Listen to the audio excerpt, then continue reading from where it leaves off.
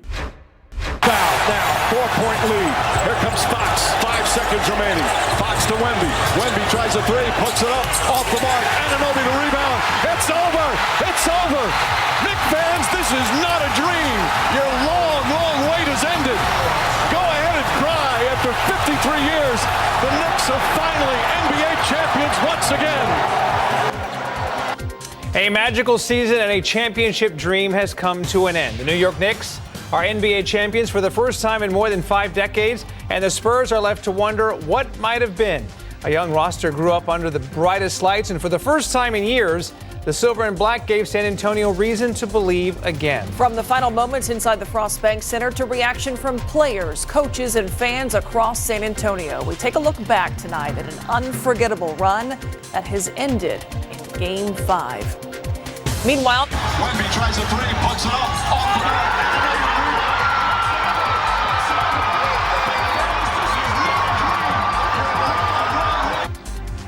New York Knicks fans celebrating something they haven't been able to celebrate in more than 50 years.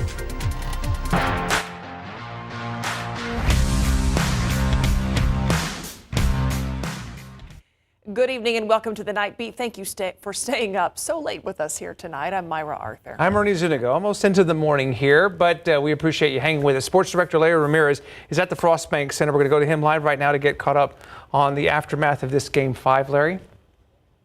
Yeah, hey guys, I mean, once again, it was the second half and the fourth quarter in particular that did in the Spurs. The Spurs had big leads in every single game in the first half and just failed to execute down the stretch in those games that they lost. So the Knicks win tonight. They win the series 4-1. It is their third NBA championship. Spurs superstar Victor Wembanyama tonight had 19 points, 14 rebounds, and 5 block shots. Here's what he had to say after the game just moments ago.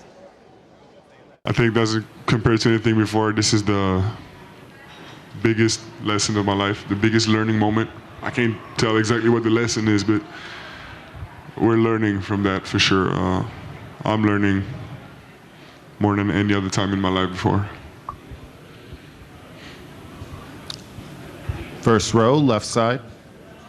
Victor, you've had quite the journey just over your first 3 years in the league. You know, you went from the lean times to this stage and experiencing this. How do you think all of this is going to sort of shape your mentality moving forward? It's going to be all of it.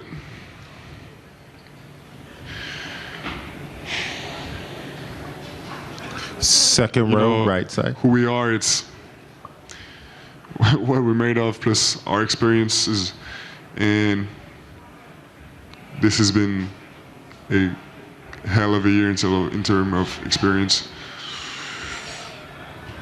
I don't think we could have learned more and gained more experience in one playoff run and in one season, and personally in 18 months.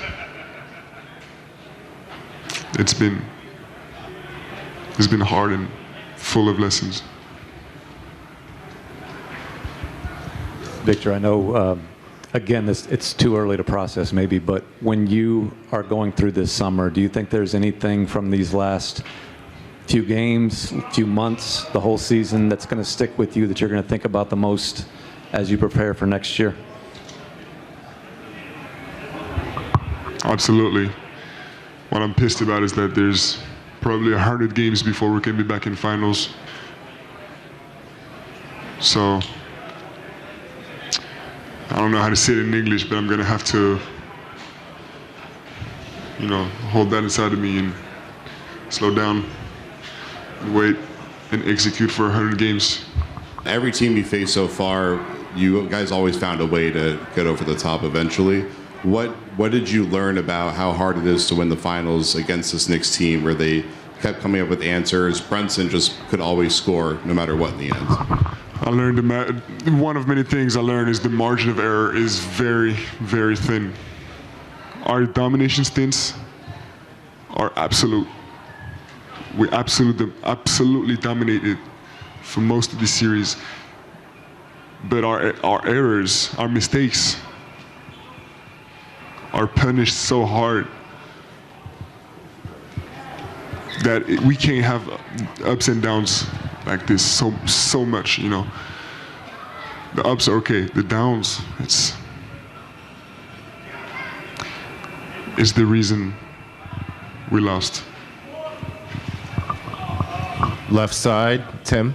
Tim Reynolds with the AP. Victor, you study the game. You understand the history of it. It took Michael 7 years. It took LeBron 9. It took Jerry West 12 years to be a champion. Not even the greatest ever. It's not immediate. How difficult is that to accept when you pour so much of yourself into this, that there is a process to get to where you want to go? It's painful, you know. It's painful. But I'm not running away from that. But I'm using that to fuel me. I'm sure all these guys you named, they're not satisfied with being eliminated in earlier rounds or not making the playoffs. And I'm not satisfied with not winning.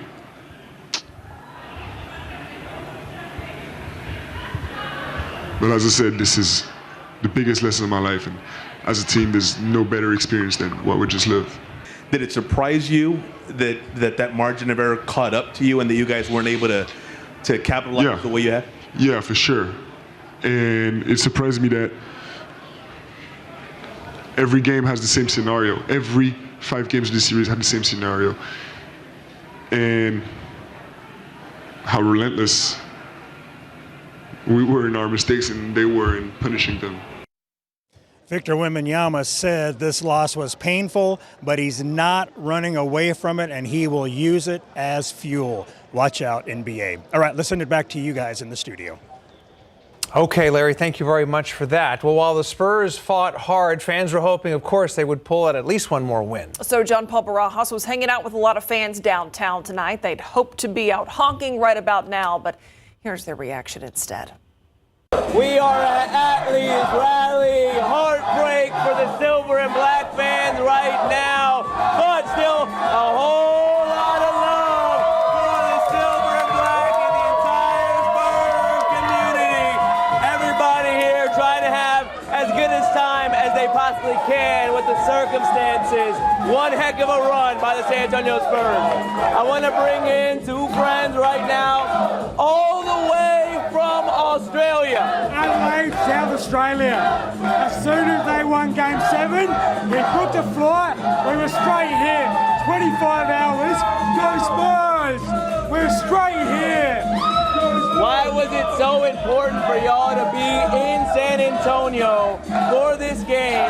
Y'all been here for a few games, and make that trip from Australia. So he's loved the Spurs since about 2016, and you've seen Ginobili, and we had Paddy Mills, who's from Australia, and we've travelled all the way here to see the Spurs. Big time Spurs fans, thanks to Paddy Mills. Paddy Mills, Aaron Baines, Manu Ginobili, they're my 3 boys. Let's go Spurs. We're here. 25 hours. Let's go. Let's go. We're here. The question that breaks my heart to ask, because we fell short in the NBA Finals, but how are y'all feeling right now after losing the Finals? We're about due 6 finals in the next 10. We will be back. We love this place. This is our second home. We love San Antonio, and we will be back. Adelaide, South Australia, San Antonio, Texas, we will be back. Let's go, and we will be back. Lastly, now that we looked at the bad, let's look at the good. This is one heck of a playoff run, am I right?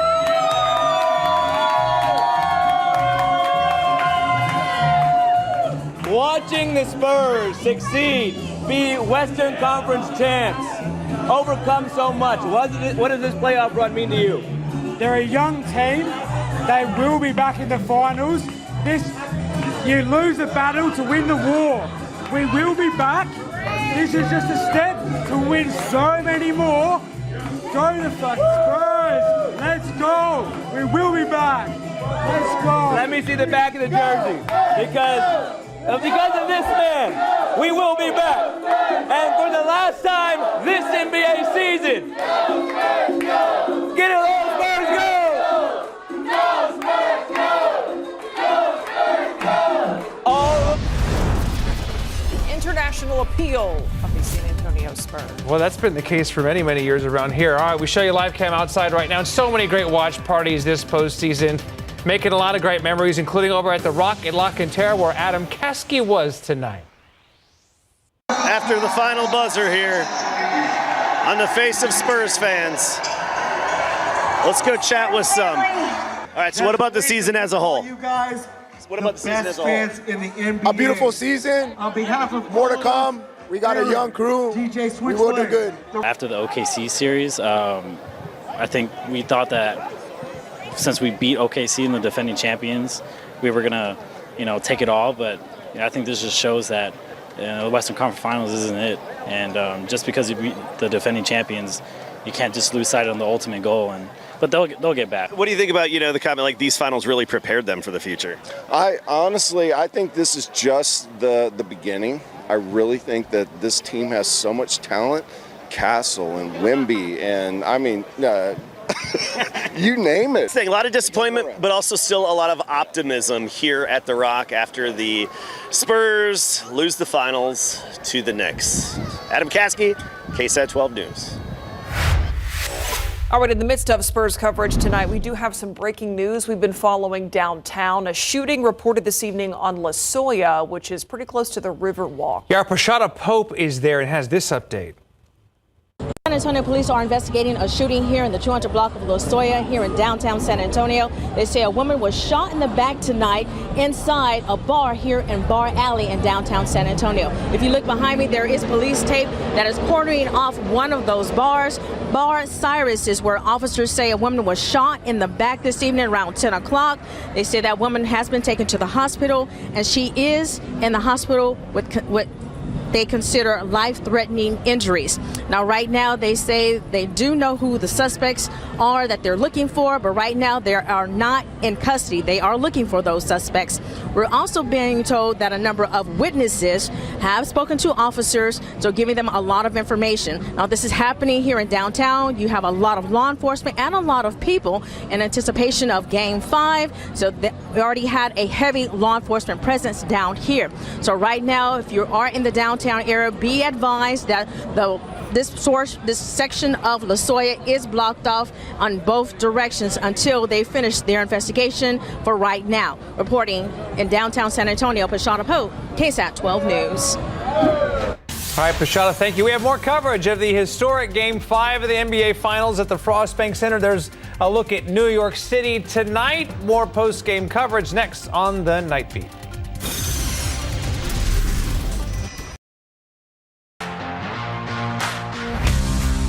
We continue on the Night Beat tonight, and Game 5 is officially in the books. Our Erica Hernandez was hanging out with fans at a watch party over at the Pearl tonight. Take a look. Hopeful and very excited. That's how Spurs fans were here at the Pearl throughout the evening until those last few seconds, of course, when the game ended and the Spurs lost. The Pearl was packed in their green space area. Not an empty spot could be seen. Fans of all ages were at the edge of their seat throughout the game. You could feel every emotion they were feeling with every play. We spoke to some fans and asked, despite a loss, how they felt about the team's playoff run this year. It's been an achievement so far. They weren't expected to come this far after 34 wins, was it? Yeah. Last year, so it's been amazing. I think it's been like an emotional roller coaster. Like you really don't know what's going to happen because they can be up and then they can miss the game. So we're just hoping that it's a good game, it's a good turnout. Now it has emptied out here pretty quickly at the Pearl, and most people we heard from as they were leaving said next year. The Spurs will be back next year. At the Pearl, Erica Hernandez, KSAT-12 News. That's right, on to 2027. It'll be here before you know it, which since they played so long. I mean, preseason will be here in October, but we have enough to get to between now and then, including the weather. And Leah Rodriguez is here to kind of break down. Adam was at the Rock tonight. I think he had a few raindrops where he was earlier today, right, Leah? Yeah, you know, Adam's energy is just so infectious. He attracted the rain over there at the Rock, had to cool everybody down over there. It was just a quick splash and dash shower, and then we went right back to our game time festivities, right? But what's next? Do we have a few more showers for tomorrow? The answer is yes. Starting about 6 o'clock, 6:30 in the morning, maybe a couple pop-up showers around the area. Very splash and dash still in nature. As we go into Sunday afternoon, still have a couple of these starting to pop up. It's going to be kind of again moving in from the southeast. As we go into Sunday afternoon again, some of them could get going in later afternoon hours, maybe a rumble of thunder or two, but they're going to die off. Those splash and dash type showers will die off by sunset. Once we get going into Sunday evening, we're going to start to see more activity really developing for northern areas. That's going to be when our cold front approaches the area, and that's what's going to start to kick off some of that rain, that big time rain that we've been expecting as we start the work week ahead. But for your Sunday afternoon, these high temperatures are going to be pretty warm, most of us getting up into the 90s, and a little bit of cloud cover. We'll see it kind of popping in and out. But just so you know, all those New York fans that had to come and travel into San Antonio, they're going to face 90-degree heat when they leave here. Guess what? They also are going to get 90-degree heat when they get back home. Sorry, guys. That's just how it falls here for us. But to kind of talk about what's ahead, again, just those spotty pop-up downpours tomorrow. But then Monday and Tuesday is when we are really anticipating the buildup of these rain showers that can really bring some heavy downpours.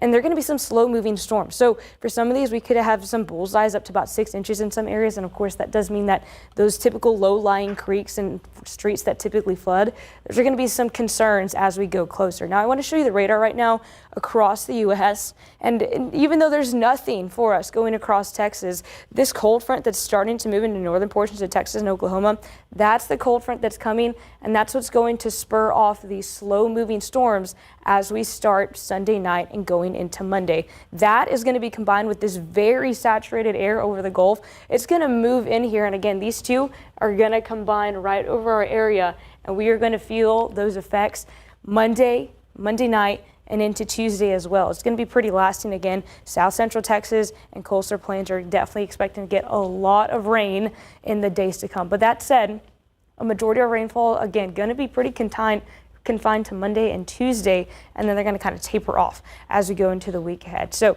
kind of give you a better track at what we expect and just how widespread these showers are going to be. As that cold front approaches Monday afternoon, we're really going to see an uptick in growth starting here specifically, starting Monday night. And just notice that this green, red, yellow blotch is just staying over the area. That cold front's going to stall out Monday night. That's what's going to cause a lot of those widespread downpours and potential flooding Monday night into Tuesday.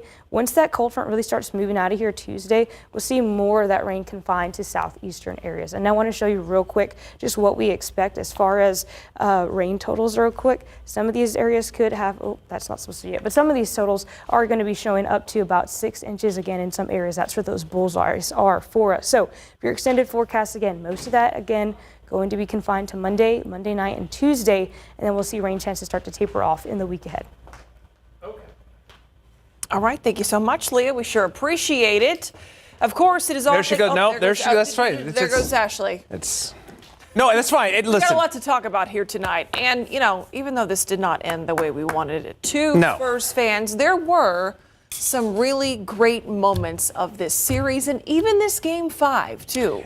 There were. Listen, and you and I got to experience two of the games in New York. It was a pretty epic postseason, to say the least. The highs of winning Game 7 against Oklahoma City, and you have the lows. And I think you reminded me tonight that the Spurs had a double-digit lead in all 5 NBA Finals games. I'm sorry. No, it's okay. But I guess, and Ashley, we can bring you in here because moving forward, once everybody processes this, there's going to... You okay over there? We're good now. It's Sunday morning. So what do you have going on?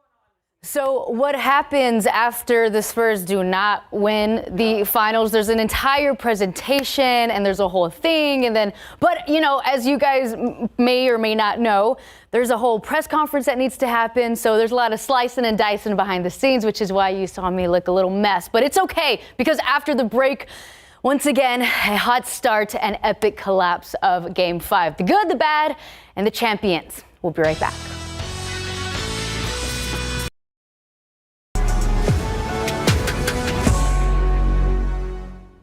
Hey Hey there, Alamo City. I'm Ashley Gonzalez. Thank you for staying up super duper late with us, folks. Let's get to that good, bad, and collapse. It wasn't all bad, okay? The superstars tonight wanting in on the action in the Alamo City. And like I said, it didn't start off horrible, so this energy is all right how the game started. So Steph Castle finds Wemby in transition. Wemby gets to the rim to start things off. And hey, rookie Dylan Harper wants some of that too. There he goes, getting in the paint for the bucket, but he doesn't stop there. Harper making his way around town. If there isn't a lane open, Harper makes his own bucket. Harper had 7 points off the bench in the first quarter. Off the bat, the Spurs starting things off hot, how they have been all finals. All right, bouncing over to the second, Steph to Fox to Julian Champagnie. Champagnie with the pump fake, reset, and shoot. That three is good. And hey, Wemby wants a piece of that too. Steph to Wemby at the three. He thinks about it. Coast isn't clear, but he's going to hit that anywhere. Spurs up 31-15. The Knicks, though, would go on a 12-2 run in the second and start to catch up. The man behind that, Jalen Brunson. Now, with less than 2 minutes left in the first half, De'Aaron Fox would foul Josh Hart on the made bucket. The foul was upgraded to a flagrant 1. All right, now to the third quarter. Spurs up by not that much, 42-37. But Julian Money Champagnie keeps cashing in the threes, baby. He ain't done, folks. And you know who else isn't? Dylan from downtown Harper, baby. That's who. Harper with a huge game so far.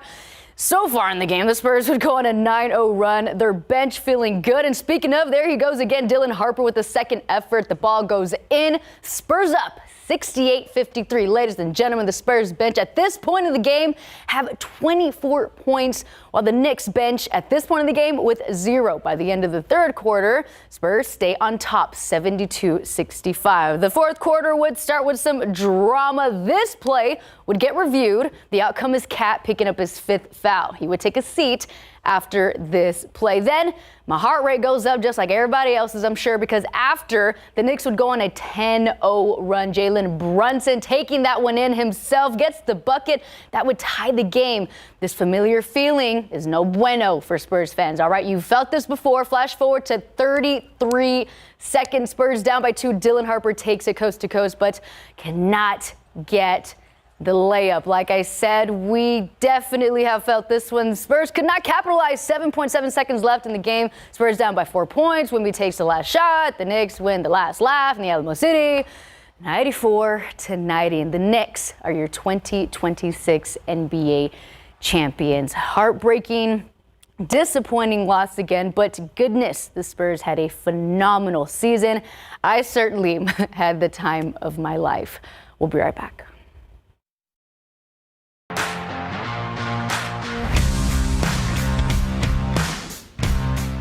It's been a great run here in San Antonio. A lot of people excited just what the Spurs did for this city, and there were a lot of different storylines coming out of this series. So many great, like we said, personalities and characters on the team this year. A lot of moments to go look back on here. But we recap here: the Spurs losing Game 5, 94-90, as the Knicks are the champions for the first time in 53 years, winning 4-1. Let's go right back to the Frostbank Center. Larry Ramirez, Mary Rominger there, and I guess I see you're not alone. You got some company there.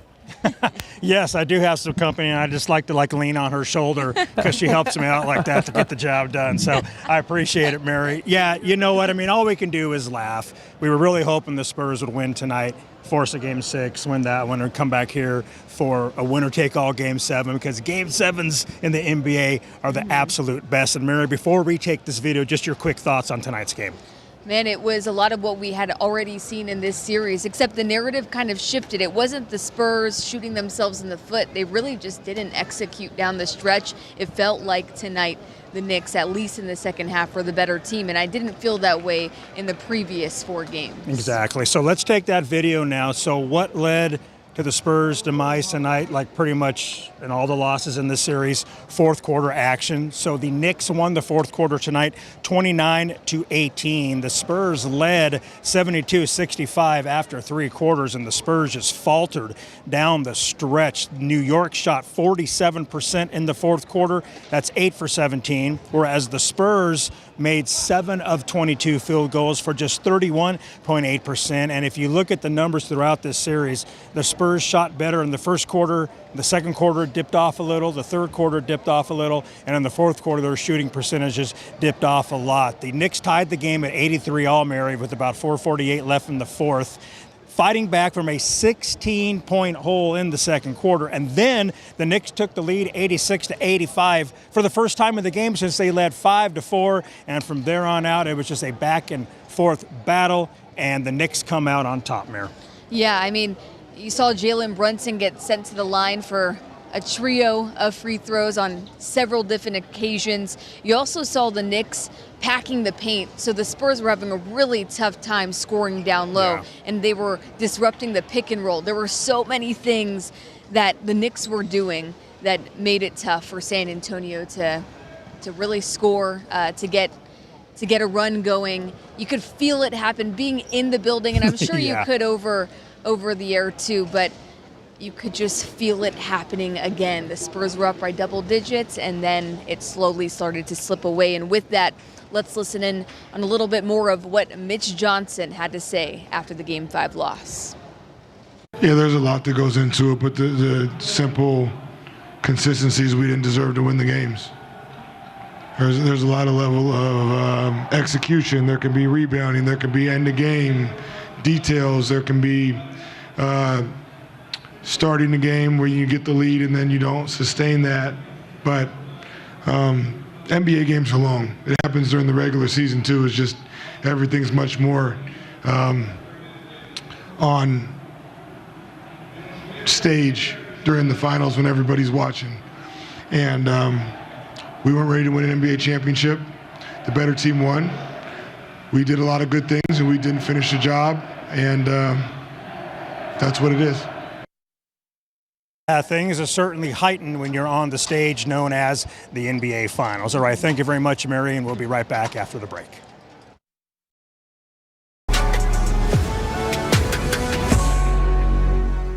And welcome back live to the Frostbank Center. I'm Larry. She is Mary. The Knicks beat the Spurs tonight 94-90 to win Game 5 of the NBA Finals and win the Finals for the first time in a very long time, since 1973. All right, we're going to talk about Devin Vassell right now, Mary. So Devin Vassell didn't take a lot of shots tonight, only 8. Highly efficient, though. He made 5 of them.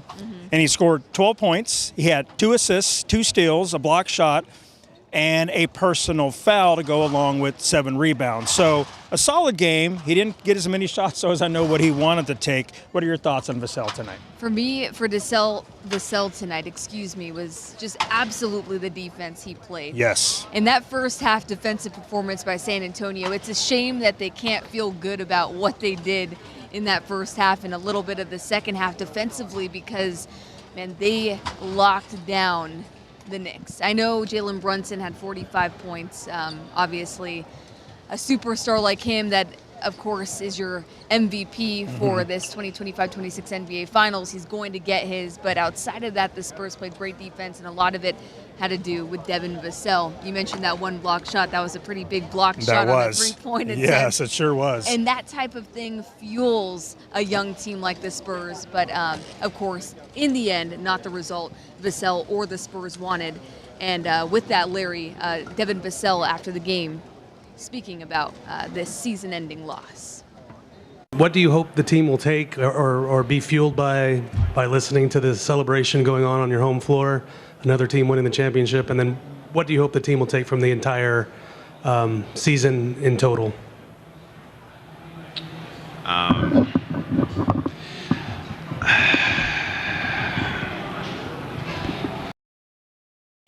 It's tough. It hurts a lot. It stings a lot hearing that right now, seeing them storm the court on our home court. It's tough. It's tough. We know we'll do everything we can, scratch, fight to get back into this position and have a different outcome, but right now it's tough. Front row, left side.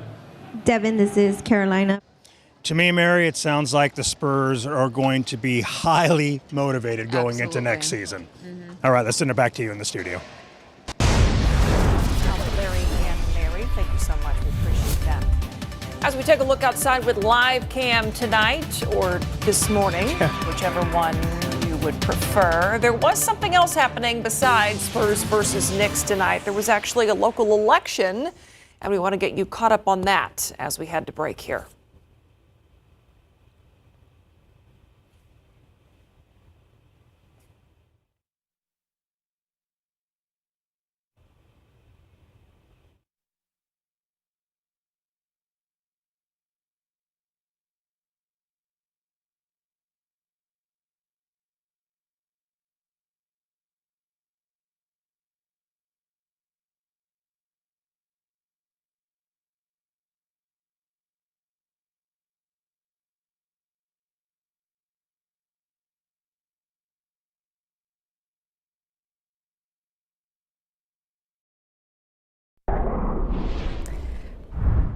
Well, while many of us are getting comfy in bed, hopefully, maybe a tear in our eye, just trying it off now. It is quiet here across Texas. None of us have any storms anywhere except once you get into the Panhandle, there's a couple of storms out there. But all of this activity kind of across our Midwestern states is just because of that cold front that we've been talking about that's going to bring all of our rain.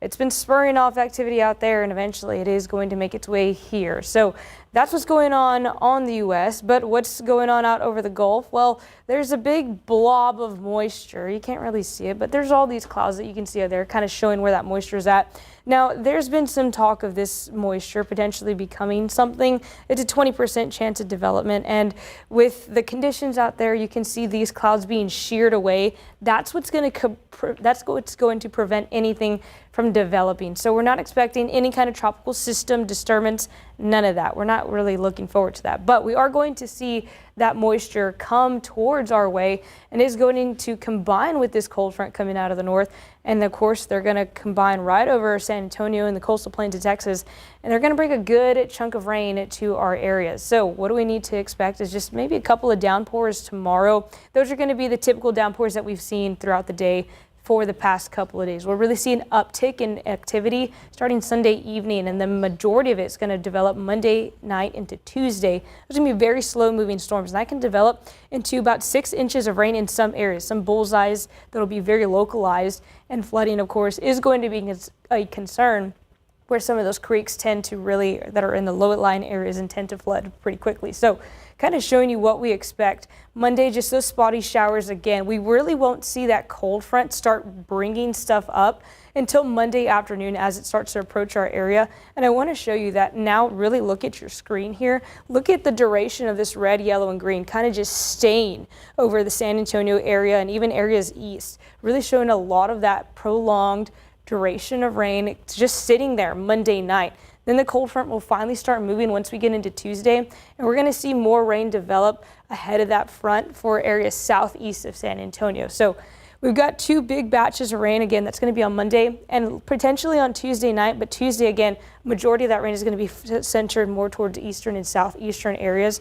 But I want to show you here to kind of get a better idea of what we expect to see. Some of these areas where, just around Bexar County, maybe 3 inches where we don't see those heavier pockets set up, but when those heavier pockets do set up, we could see areas, maybe I think 13 inches is a little overdoing it, but the fact that this model is aggressive and it really shows that we could have these spots that really just pour down rain, that is something that we have to be concerned about. And again, don't take these exact locations.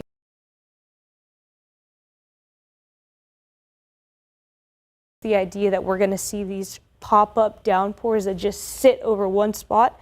We have to figure out where those spots are going to be as we get closer. So again, flash flooding risk, everything here in yellow has that slight risk for flash flooding. So it's a good chance to see those, again, those low-lying areas, those flood-prone areas, likely to see water over those roadways. Now, later today, once we start to warm up, we expect our high temperature to get into the 90s for most of us. And again, just some pop-up spotty downpours through your Sunday afternoon. Maybe a rumble of thunder or two, but we don't expect anything. We'll start to see the cold front really start to kick off some stuff for northern areas late Sunday night. So that's not going to be the drencher. The drencher stuff is going to develop Monday and Monday night. And sorry, I did have to take those Spurs chances off. We are no longer in that festivities. But once we start to see our rain chances fall off on Tuesday, will start to dry up a little bit in the week ahead. But now we got a little bit more from Adam Caskey.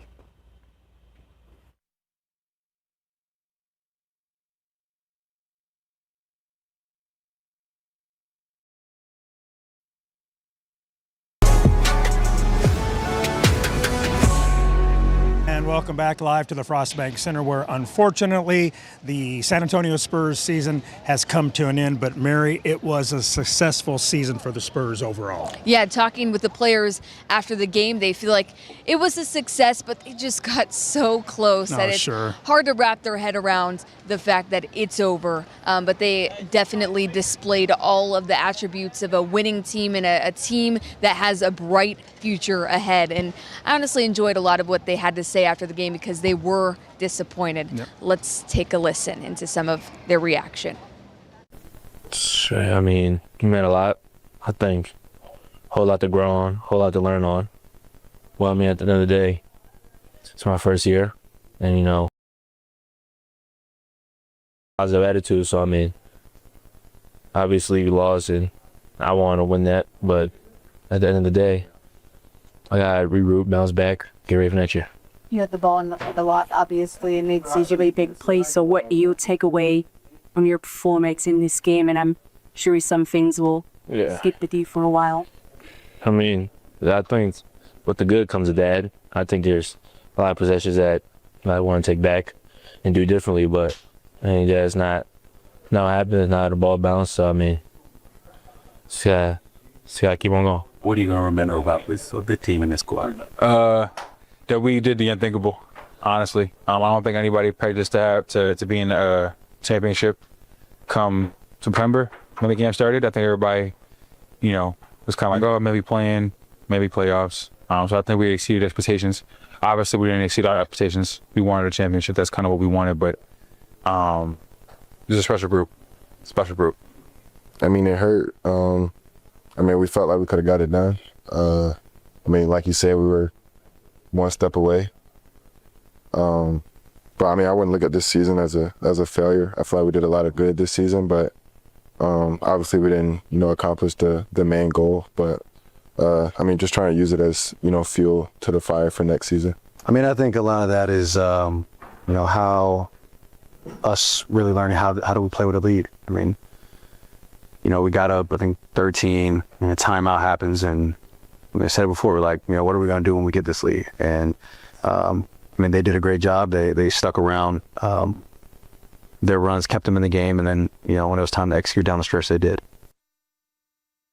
And I'll tell you what, Mary, the season is not a failure at all for the Spurs. They just came up short of the ultimate goal. I mean, listen, they went 34-48 last season, 22-60, and back-to-back seasons before that. So they finished this year 62-20, number 2 in the Western Conference.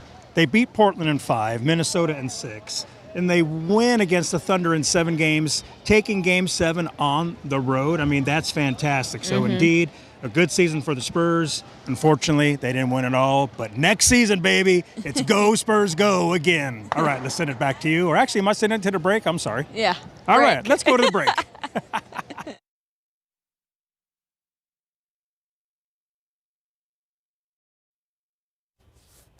All right, so again, Sunday, we're just expecting just a couple of spotty pop-up showers, not really expecting too much. More activity could build Sunday night, but the majority, widespread rain, is really going to kick off Monday, last through Monday night, and then Tuesday, once that front finally starts to move, we'll see more widespread rain really contained to areas south and southeast of San Antonio. So after that, rain chance will start to dwindle off, and highs will return back to the 90s. Thank you, Leah, and thank you for staying up with us. Good night. Good night.